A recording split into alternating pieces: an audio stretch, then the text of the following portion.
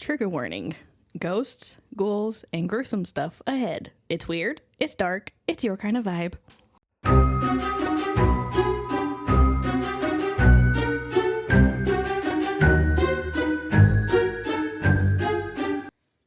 Welcome to Haunted and Homicidal, the podcast where true crime meets the paranormal. I'm Lauren. And I'm Courtney. Every week we uncover the terrifying, the twisted, and the totally unexplainable. Lock your doors and grab your sage. Because things are about to get haunted and homicidal. Do some Mischa ASMR because we haven't had any lately. She's like, wait, let me scratch myself first. You want this? Oh, it smells so good. Come here. She gets her green beans.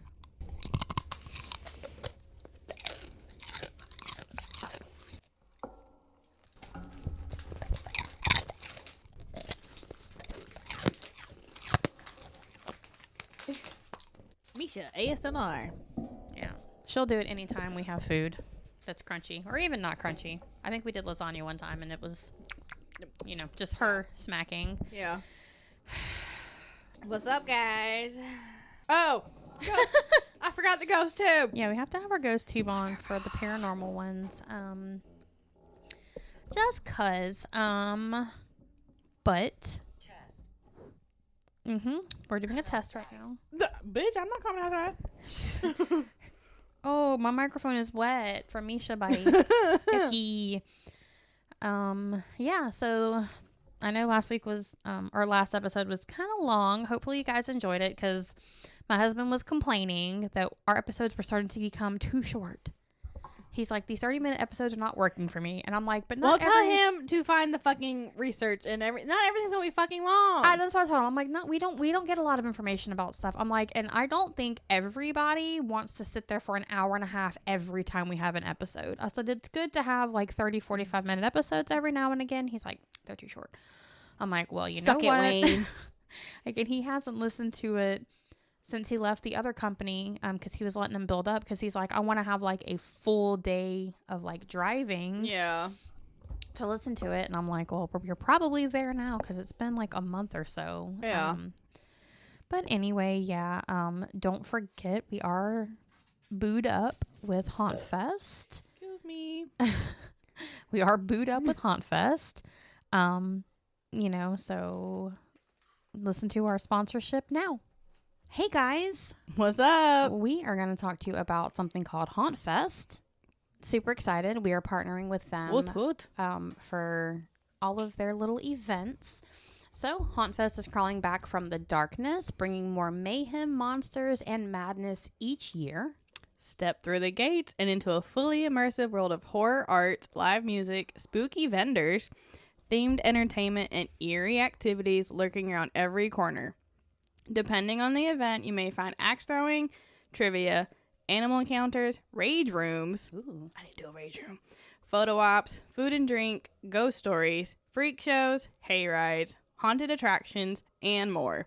Some locations even feature camping, after-hour parties, and other exclusive surprises. Our characters, awesome name, by the way. That is so cute. I know, right? Roam the grounds hunting for fresh screams. If you're easily spooked, grab a Ghoul Gone Glow bracelet at the gate to help keep the beasts at bay. Which is cute. People have like autism and stuff and or kids are scared. I love that they do stuff like that. My old roommate wanted one for when we went to Terror on the Coast. Nice. So yeah, Haunt Fest, they're taking everybody into consideration. Pre-sale tickets start at a killer price. For the full nightmare experience, upgrade to the RIP Pass for exclusive perks. Season passes are now also available, granting access to any Haunt Fest event throughout the whole entire year. Whether you're a thrill seeker, a horror fanatic, an Addams Family, or simply dead inside. That's me. Like Lauren. Haunt Fest is where Halloween never dies. This is my jam. Slip on your monster skins and join us for a weekend of scares, screams, and unforgettable memories. Join Haunt Fest at the 2026 premiere of Death March at Trim Tab Brewing Company in Birmingham, Alabama. The thrills begin at 2 p.m. on March 7th and 8th, with the event ending at midnight on Saturday and 8 p.m. on Sunday.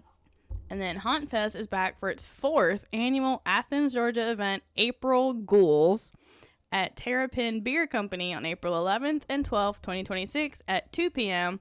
Throw on a costume and boogie, at our new at our new Dead Man's Party from 10 p.m. to midnight on Saturday. I'm loving all these names. I know, right? Haunt Fest returns to historic Hopkins Farm in Simpsonville, South Carolina for a September to Dismember on September 25th and 26th from 5 p.m. to midnight on Friday and 2 p.m. to midnight on Saturday. Hopkins Haunted Attraction will feature a sneak peek walkthrough haunt for the event, which will open at 7:30 p.m. each night and is included in your festival entry ticket. A September to Dismember will be a full-fledged weekend festival with vendors, live music, themed entertainment, and much more. Prepare for a dead man's party. This November, join us for some post-Halloween thrills at the premiere of Haunt Fest Harvest of Horrors at Bobby Brown Park in Elberton, Georgia. The magic begins at 5 p.m. on the 6th and 2 p.m. on the 7th, continuing until the clock strikes midnight. Camping, yurts, movie screenings, bouncy houses, and more are offered at this venue. If you're a raging psychopath, I am. sign up to sleep in our Night Terrors camping area where our ghouls can creep around your tent after hours until 2 a.m. on Sunday morning. That sounds so fun, guys. To take a first look at the venue, come to our free On the Water Sink or Swim horror movie promo event on July 25th. For more information, to get involved, or to buy tickets, visit hauntfest.net. Guys, do it. Okay, love you. Bye. Do it. It sounds like it's going to be such a good time. I really want to go. We'll have to plan for next year, but I'll keep in touch with the creator or owner, like that's who reached out to me about the sponsorship, and be like, look, we will do this for you next year. Like anytime you want to do this, we will do it. It's a good time. That's what I know. Yeah, I know too, right? So I think this, yes, we're going to examine. Okay. What is happening right now? What the fuck?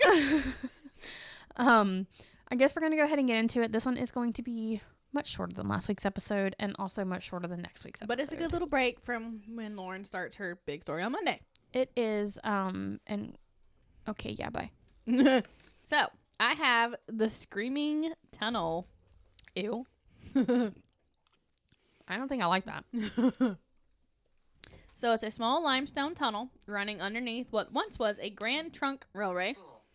Okay. Now, the Canadian National Railway. It is located in the northwest corner of Niagara Falls, Ontario, Canada. Europe. Did I say Europe? Yeah, it did. No, Canada is not in Europe. I was hurting. Okay. The actual location of the attraction is just off 4. I don't know what that means. It was originally built for a north to south line for the Grand Trunk Railway, but the plans were changed. Some say the reason was for lack of funding, but the actual reason is unknown. Okay.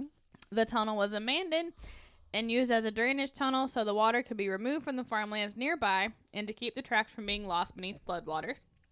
Okay, well, at least it had a usage. Mm-hmm. This water would go underneath the Grand Trunk Railway and down to the valley below.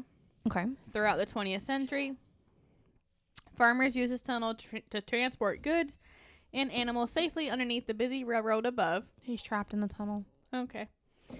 It allowed local farmers a convenient path to avoid the oncoming trains overhead. Turn it on. Turn what on? I don't know.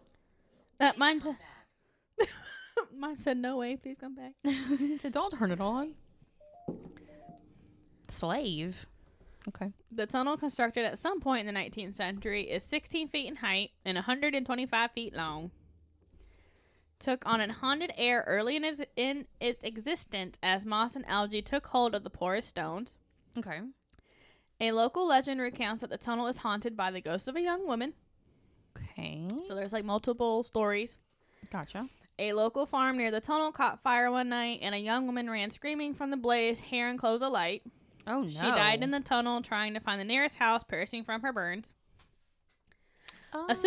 Assumingly, this was not quite grisly enough for increasingly modern audiences.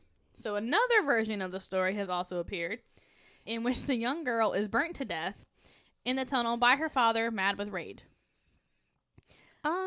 So, okay, here's my question. They were using it to funnel water. Why was there no water in that tunnel for her to just, like, completely burn to death? There was no water because it usually when it like rained. What I'm saying is they were, like, trying to, It's not that much water. like, not enough water for her to roll around in and get her hair, like, not to burn. On no account. Okay. And this is also like there's also not. Man, it's They like can't- there's no, like, verification or Yeah. proof or anything. It just doesn't seem to be plausible.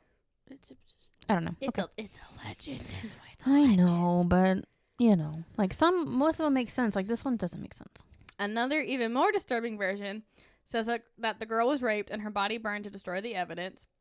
Now, see, that one I can believe. All How do you versions. feel? Second. What? The fuck did you say? How do you feel? And then second. Yeah, the second story makes more sense. Well, that's like the That's third story, that's the but third story. Close enough. All versions of these legends end with I don't know. the girl Struggle. struggle. yeah, we're struggling, right? We are definitely struggling today. Thank you. And with the girl screams, Quickly. filling up the tunnel as she was burning to death. It's like, talk faster, and like we would if you would stop interrupting us. If a match is lit off the tunnel wall around midnight, you can hear her scream.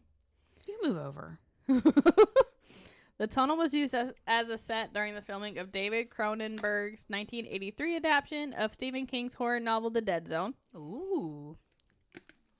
So, on this other website I found, a ghost guide Daniel talked to a local Niagara Falls historian. Shaw. Okay. I don't know. Yeah.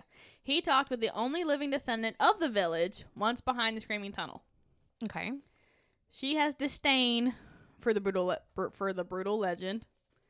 Then telling a story, her take on the real reason is called Screaming Tunnel. Okay. Sometimes. Even every local knows the legend. A tragic story of a little girl chased by her drunk psychopath. I would continue. Shut up. Chased by her drunk psychopathic father into the tunnel, hiding during one of his rages. She was found. The brutal legend behind the now famous name, a dark tourism site, gains more attention every day. Okay. Shut up. There was once a village located on the opposite side of the tunnel. It said you can still find old foundations among the trees. Sin. It's one of those communities where everyone knew each other's business. Okay. Looking down on one family, the father known for being an alcoholic, he'd mistreat his wife and daughter. Mm. As the years passed, a dark secret among the families. Then the wife had enough. One too many frightening nights. The last promise of better days ahead. And of course, he quotes, "I'll stop, just don't leave." Over. Okay. She planned it. She planned to leave. Yeah. He found out. Okay. Legend states there was a fight. In the dead of the night, the husband stopping his wife, knocked her unconscious as the daughter ran out of the house. Yeah. He went into a rage, walked from the house looking for the girl. He said he's a monster. Hearing a noise from inside the access tunnel to the main road, quote, "If I can't have her, nobody will." Walking inside, holding a canister of gasoline, it said he doused her in the liquid and then lit a wooden match. What if the brutal legend wasn't real? It's why this woman's testimony was so important. Her take on the infamous legend is important. She knew many details about the house and the area. Mm-hmm. Told the historian about another woman, her neighbor, who lived in a nearby house. She said, quote, "The neighbors didn't like her. She acted crazy." Okay. Went on about how the wife constantly fought with her husband, a common event. Everyone heard the wife yelling from inside the house. Quote, "And every time she walked calmly out of their house, across the field, and disappeared into the tunnel. Couple seconds later, we all heard it, a loud scream." She paused, looked down, a slight smile across her lips. Quote, "The first time it happened, we were scared. After a while, it felt normal, expected. She, and I swear It's this, impossible.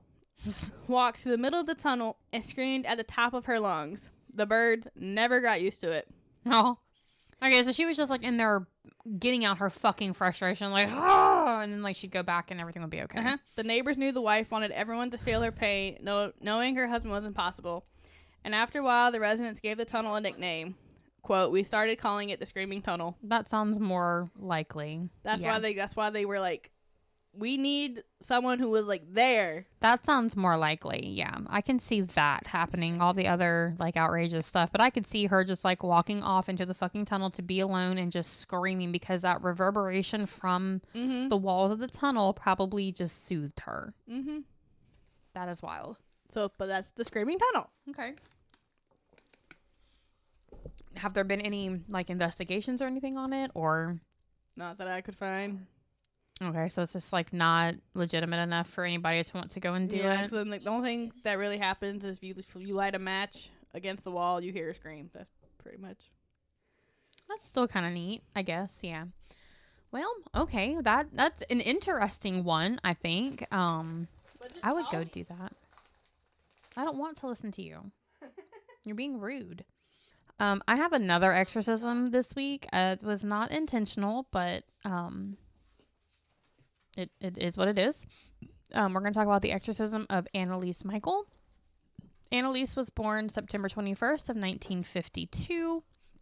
She was born in Liebelfing, Bavaria, in West Germany. Her parents were Josef Michael, who was a carpenter, and Anna Michael, who worked alongside her husband, like balancing books, just kind of helping out. Not even close.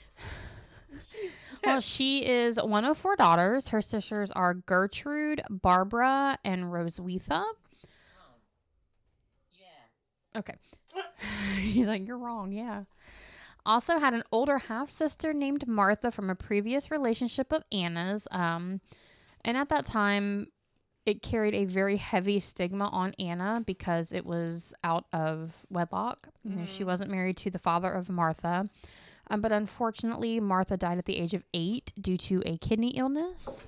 The family was very devoutly Roman Catholic, and they did attend Mass at least twice a week. Okay. Hi, Mish. Religion was central at home and in the community, and she and her sisters were raised with strict religious expectations and values, typical of a traditional Catholic Bavarian household in that era. Hi, Mish. She said, you're eating something and I need it, and I'm going to wedge my face wherever I can to get it. You can't have this. She can have anything in there except the mushrooms. She likes the broccoli and the green beans. And like she could have like the sweet potatoes and stuff too. What is this? Zucchini? You want the zucchini? Undoubtedly. Yeah, she does. She'll eat anything. So some accounts state that Annaliese's mother sometimes made her sleep on the floor to repent for her, as in her own mother. The fuck? Her mother's sins and transgressions, like having a child out of wedlock. She would punish Anneliese for her sins, not Annaliese's sins. Her mom's sins. Okay. Why? Though this has not been confirmed, it was just speculation. She attended elementary school in her village, later attending secondary school at the Karl Theodor von Dahlberg Gymnasium in Aschaffenburg.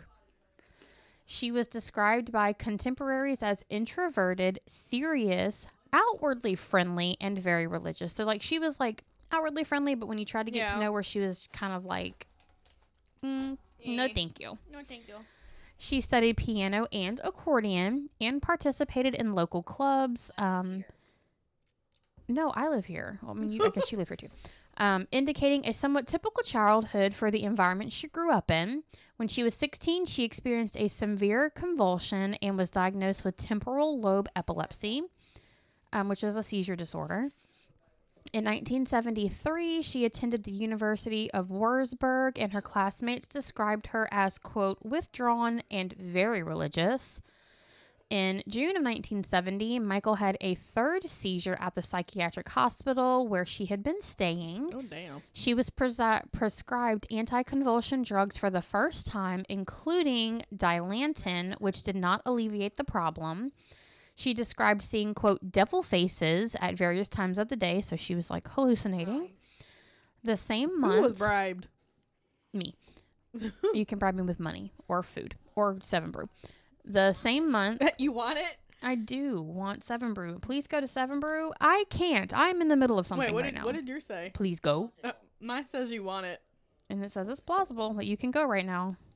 No, Likely. exactly. I know. Below. Are our ghosts talking to each other, or like, what the fuck are they doing? I don't know.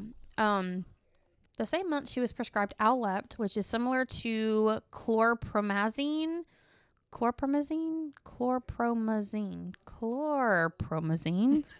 I am not a doctor. I am not a nurse. I'm not a pharmacist. So I'm going to say chlorpromazine and hope it's right. If it's not, oh well. Yeah, and is used in the treatment of various psychotic conditions, including schizophrenia, disturbed behavior, and delusions. Continue. Thank you.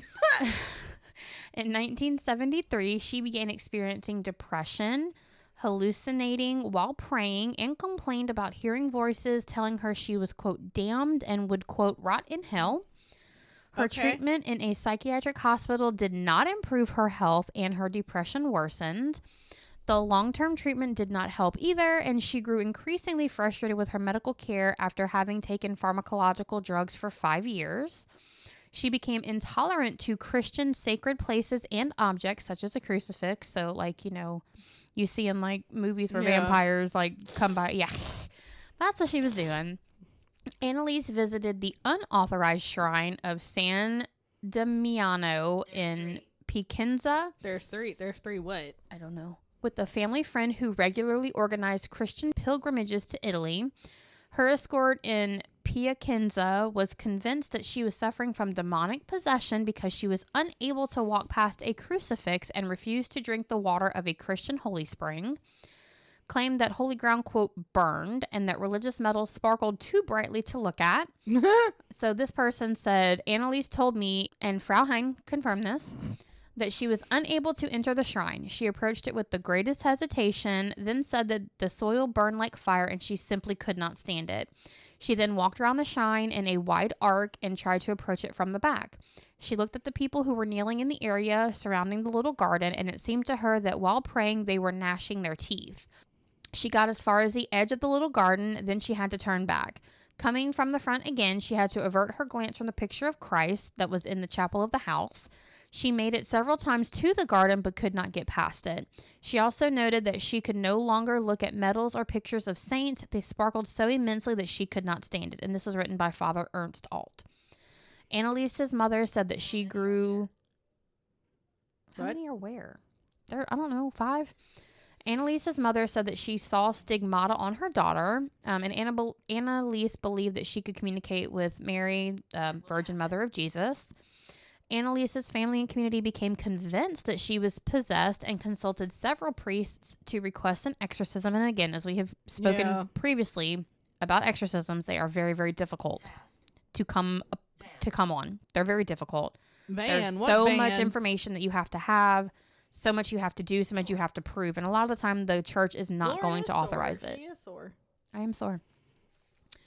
The priest declined, recommended the continuation of medical treatment, and informed the family that exorcisms require the bishop's permission. So the church initially was like, look, she has a history of psychotic episodes. She was in a psychiatric hospital. I suggest that you just... Hello, please leave. No. Bitch ass, we are not leaving.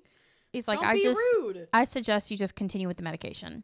Because we're thinking this is more like a mental health issue versus like paranormal. Exactly. In the Catholic Church, official approval for an exorcism is granted when the subject strictly meets the set criteria and is considered to be suffering from possession. Do you have an attic? Yes. Oh, what's in the attic? I don't know. I've never been up there. And is considered to be suffering from possession and under demonic control. What did you say? Medicine. Like the church was telling her to stay with the medicine. Not necessary. It is necessary. Intense dislike for religious objects and supernatural powers are some of the first indications of possession or demonic control, which is claiming Annalise was suffering from. Annalise worsened physically and displayed aggression, often injured herself, drank her own urine, participated in self-injury, again, like we just stated, barked and growled and destroyed religious objects and ate bugs. I mean, that again, in my opinion, would be Sometimes. psychosis rather than Yeah. possession, but that's just me. So, in November of 1973, Annalise began treatment with Tegretol, which is an anti-seizure drug and mood stabilizer. We're not going. Now, shut up. She was prescribed antipsychotic drugs during the course of the religious rites and consumed them frequently until sometime before her death. Despite taking these neuroleptic medications, Annalise's symptoms worsened and she began, quote, growling obscenities, screaming guttural curses, and raving wildly. Well, they gave her so many drugs. She's been on She could possibly, right, like there could be so many things.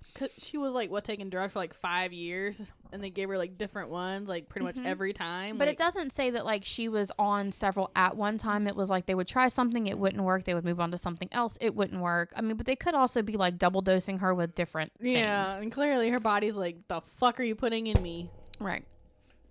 So, some psychiatrists later suggested that Annalise may be suffering with psychoaffective disorder, psychosis triggered by temporal lobe epilepsy, which she was diagnosed with when she was 16, and then religious delusion reinforced by her environment. So if you believe that something is possessing you and the religious people around you are like, oh, fuck yeah, that's it, it's going to be ingrained into you that is what it is, no other possibility. Yeah. Okay.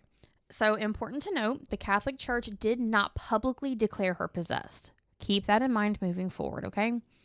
Vatican officials were not directly involved in any aspect of this exorcism.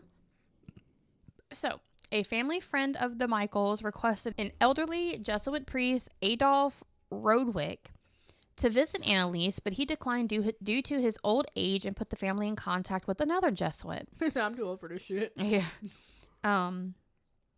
In September of 1974, the local priest who had visited Father Ernst Alt, who was the one writing about her, what he was seeing her do when she was on the pilgrimage, declared that Annalise, quote, didn't look like an epileptic. What does an epileptic look like? They don't have seizures 24. I mean, they can. This thing's had Van twice. Come back. But most of the time, you're not going to have back-to-back-to-back seizures like that to determine someone was epileptic. Like, a lot of the time you don't even know unless they have like a service dog with them and you're like, what tasks are they trained to perform? Which is like one of the only few questions you can ask. Satan. Yeah, this is kind of about Satan. And that he did not observe her experiencing seizures at all. Grandmother. Oh. However, between July and August of 1975, Alt came to believe that she was suffering from demonic possession and urged Josef Stengel, the Bishop of Wurzburg, to allow an exorcism. In a letter to Alt in 1975, Annalise wrote, quote, I am nothing. Everything about me is vanity. What should I do? I have to improve. You pray for me. And she once told him, quote, I want to suffer for the people, but this is so cruel.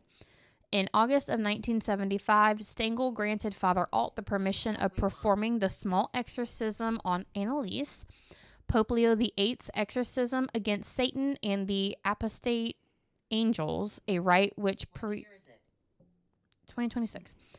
A rite which any priest could recite as it doesn't require episcopal approval. So basically they performed an exorcism that did not require like strict approval. Yeah. It was anybody could do it. Red flag number 1.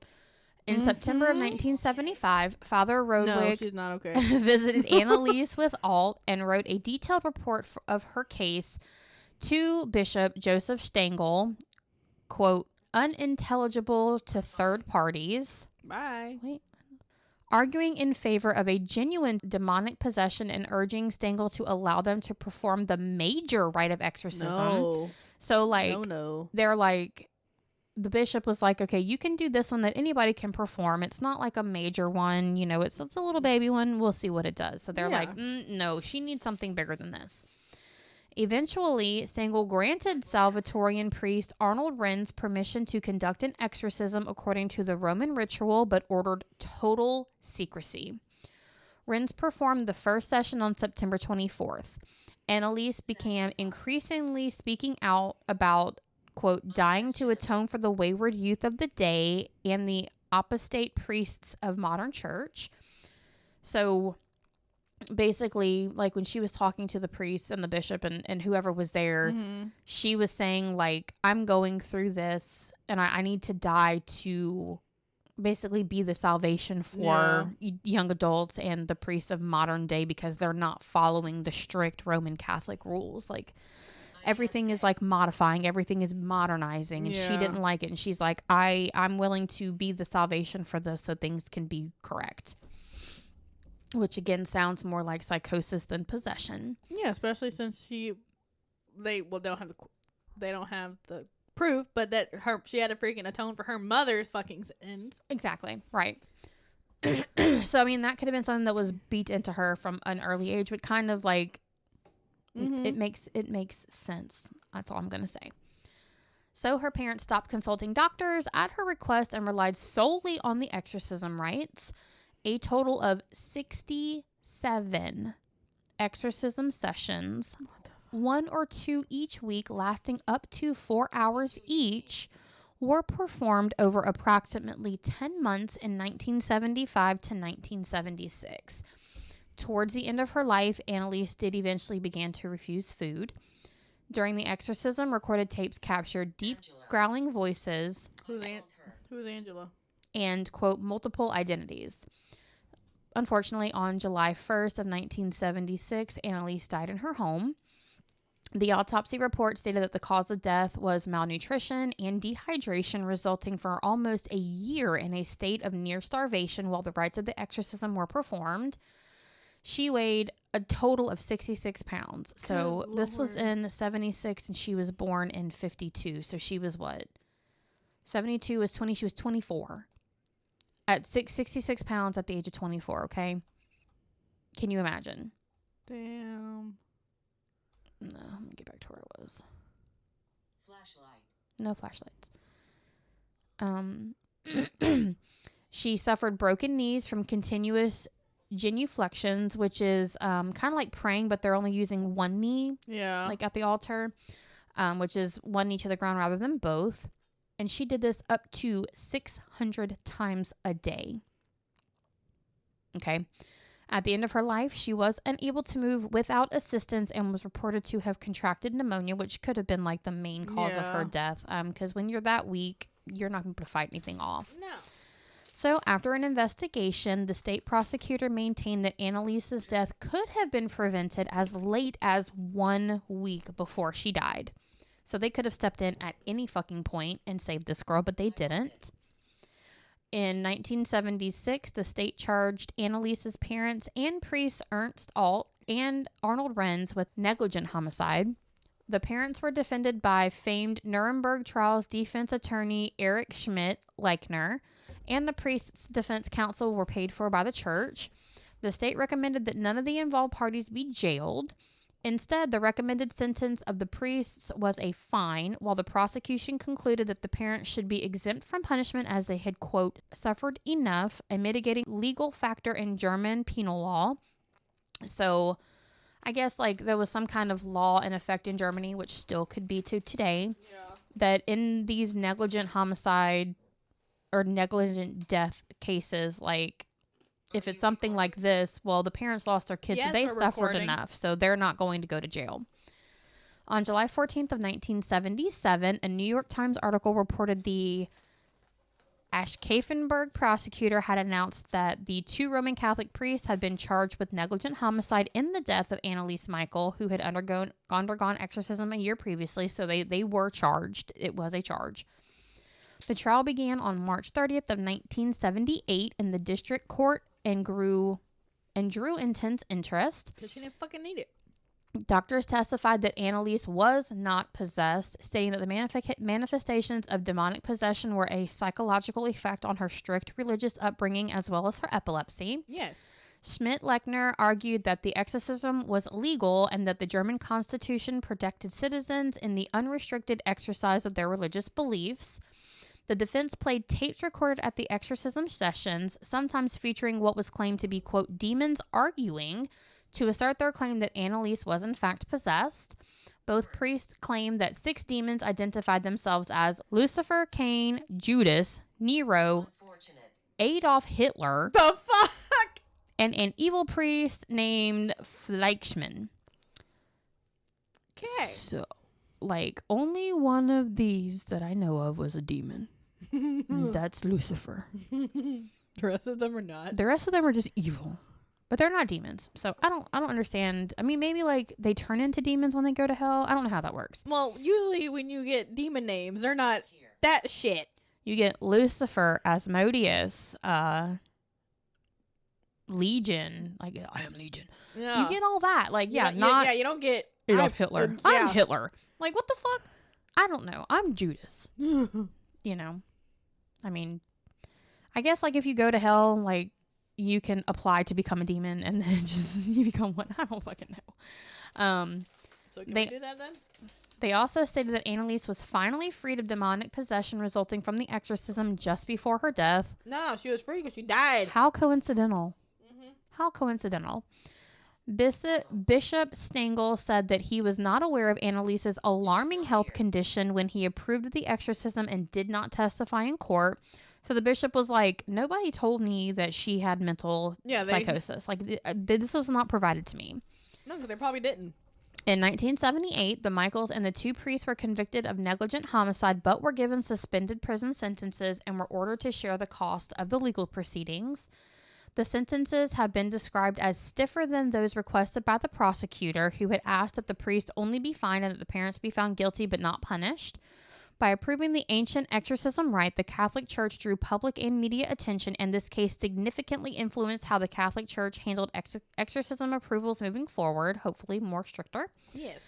According to author John M. Duffy, the case was a misidentification of mental illness, which is honestly what I think it was also, truthfully. What year is it? I already told you, it's 2026. What do you mean?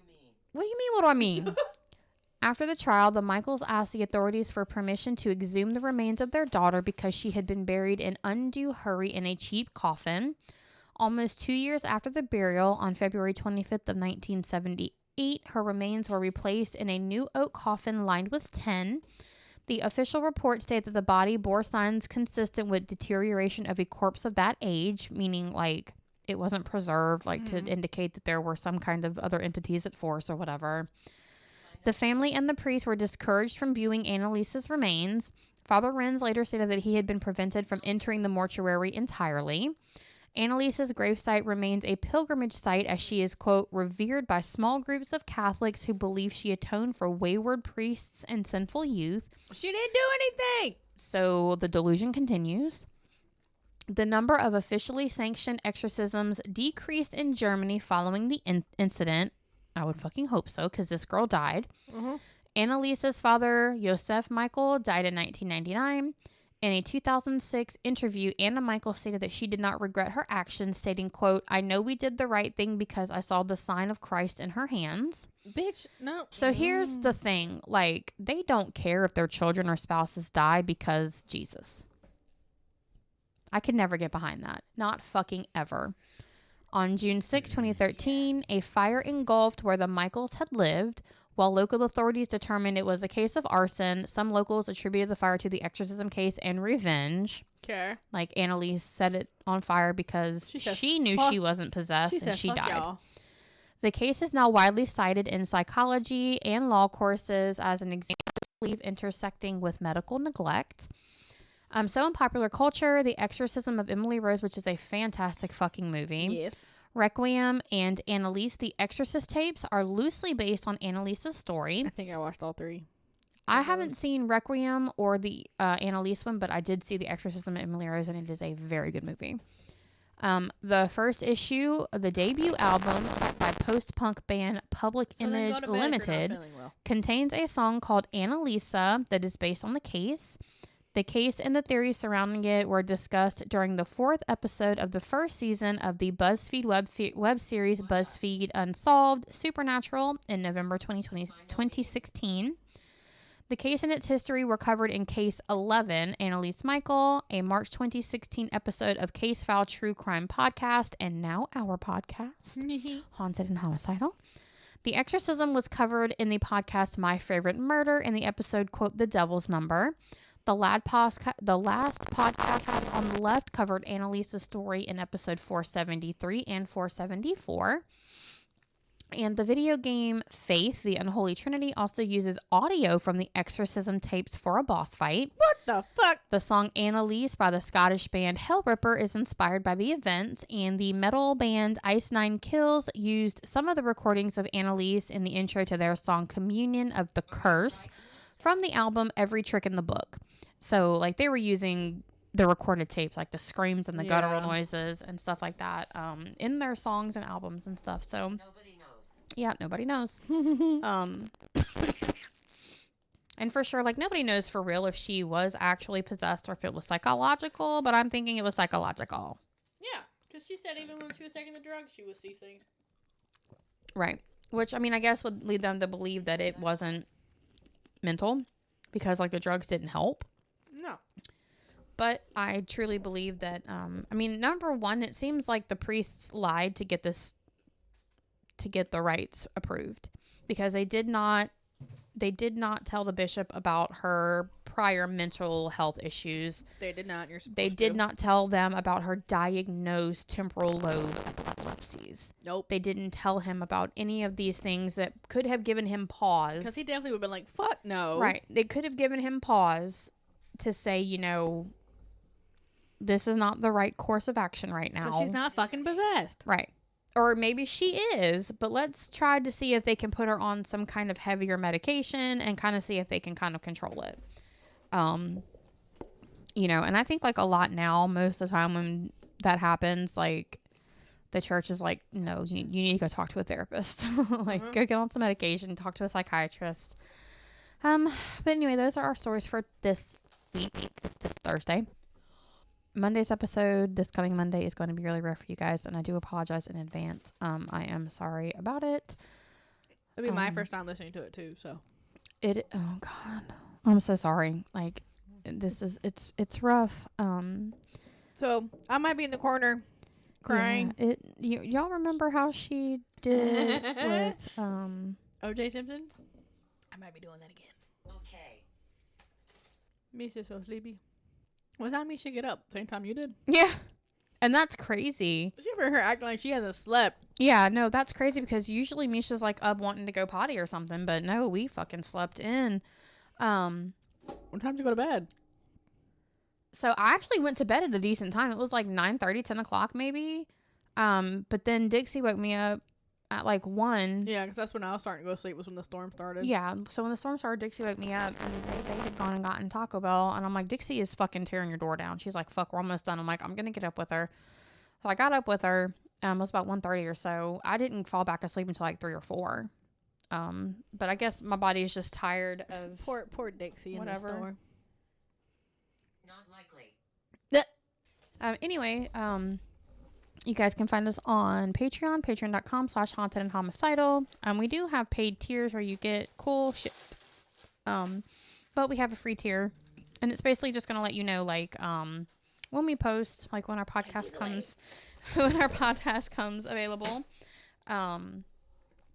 So, yep. And then facebook.com/haunted and homicidal. And then if you guys just have like a brand deal that you want to 7 brew post out there for us to kind of join y'all with, that's great. Or if you have your own stories, listener stories, suggestions, etc., you can email us at hauntedandhomicidal.com / what the fuck? hauntedandhomicidal@gmail.com. Again, thank you guys always for your love and continued support. And don't forget to check out Haunt Fest. We appreciate it. Also visit Haunt Fest. Show them some love as well. Tell them Lauren and Courtney sent ya. Okay, love you. Bye. Bye.